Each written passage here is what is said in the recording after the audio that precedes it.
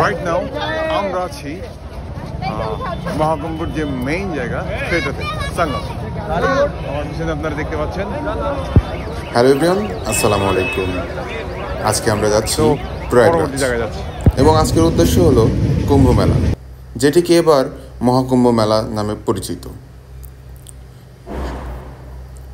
প্রয়াগরাজ হলো সেই পবিত্র স্থান যেখানে গঙ্গা, যমুনা এবং পৌরাণিক সরস্বতী নদীর সঙ্গম অবস্থিত। এটিকে বলা হয় ত্রিবেণী সঙ্গম, যেখানে কুম্ভ মেলার প্রাচীন এবং বৃহত্তম এবং আধ্যাত্মিক গুরুত্বপূর্ণ সংস্করণগুলো হয়ে থাকে। দেবতা এবং অসুররা অমৃত ঘট নিয়ে দ্বন্দ্বে লিপ্ত হন।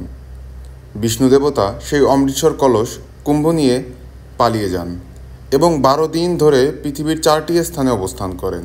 দেবতাদের জন্য 12 দিন মানে মানুষের জন্য 12 বছর, এবং সেটির মধ্যে প্রয়াগরাজ সবচেয়ে প্রাচীনতম বলে বিবেচিত হয়। কুম্ভমেলা সাধারণত 3টি স্তরে বিভক্ত। পূর্ণ কুম্ভ মেলা প্রতি 12 বছর পর পর হয়, অর্ধকুম্ভ মেলা প্রতি 6 বছর পর পর হয় এবং মহাকুম্ভ মেলা 144 বছর পর পর হয়। ত্রিবেণী সঙ্গম একটি পবিত্র স্নান আর কি হিন্দু ধর্মাবলম্বী মতে।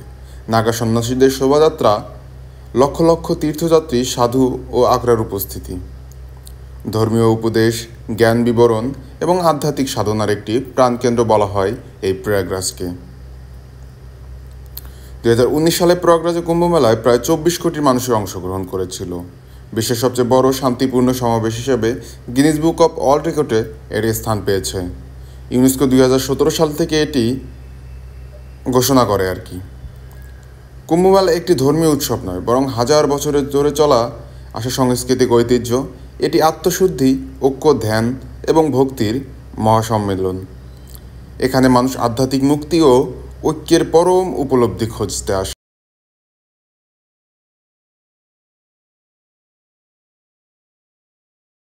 ভোরের আকাশ কেবল সূর্য উঠেছে, সময় তখন 8টা সকাল।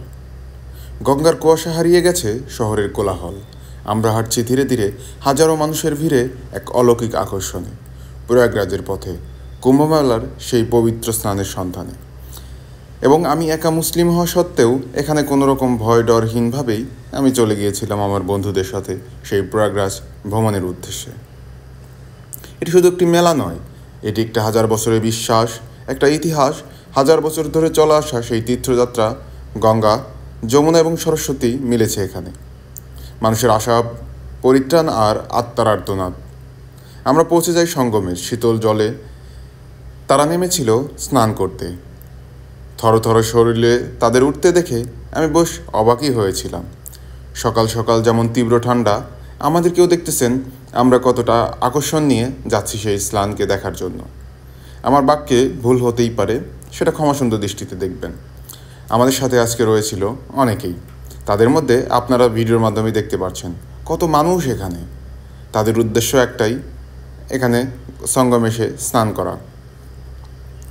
এই মেলায় কেউ আসে পাপ মোচনের আশায়, কেউ আসে আখড়ার দীক্ষা নিতে, আবার কেউ আসে শুধু একবার চোখ মিলে এই জনসমুদ্রকে দেখতে, বিশ্বাস স্বর্গের এক অনুভব করতে। আমরা ঘুরলাম আখড়ার ভিতর, দেখলাম ধ্যানরত মহাসাধু, শুনলাম তাদের গীতা পাঠ, অংশ নিলাম। পূর্ণ স্নানে আমরা গিয়েছিলাম যে কজন, সবাই স্নান করলেও আমি দূর থেকে দাঁড়িয়ে দেখছিলাম কি অপূরূপ দৃশ্য এখানে। সবাই তার নিজের আত্মতৃপ্তি এবং আত্মপরিশুদ্ধির জন্য কত কী না করে যাচ্ছিল। আমরা এই লাইনে দীর্ঘ 1-1.5 ঘন্টা ধরে হাঁটছি, কিন্তু সঙ্গমের কাছে পৌঁছাতেই পারছি না। শেষ পর্যন্ত আমরা খুবই কাছাকাছি চলে এসেছি। আমাদের ভিডিও শেষ করারও সময় চলে এসেছে, বাট আমরা ফিরে এলাম। কিন্তু ফেলে এলাম আমাদের পেছনের ক্লান্তি, দুঃখ আর তাদের ধর্মীয় গ্রন্থ অনুযায়ী যেরকম হয়ে থাকে অনুষ্ঠানগুলো সেরকমই। এই উপলব্ধি ছিল আমার কাছে এক অপরূপ, কারণ আমার কাছে বিদেশিদের সাথে প্রথম যাত্রা এটি।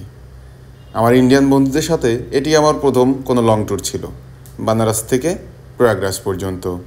এই দীর্ঘ যাত্রায় আমরা অনেক মানুষের সাথে পরিচয় হয়েছি, অনেক ছবি তুলেছি, যেগুলো আমি আপনার ভিডিওর মাধ্যমে দেখতে পাচ্ছেন। অনেক সুন্দর সুন্দর মুহূর্ত। আপনারা এখন সুন্দর কিছু স্থির চিত্র দেখছেন, যেগুলো আমরা প্রয়াগরাজে তুলেছি। মানুষের এক জনসমুদ্র। ধন্যবাদ।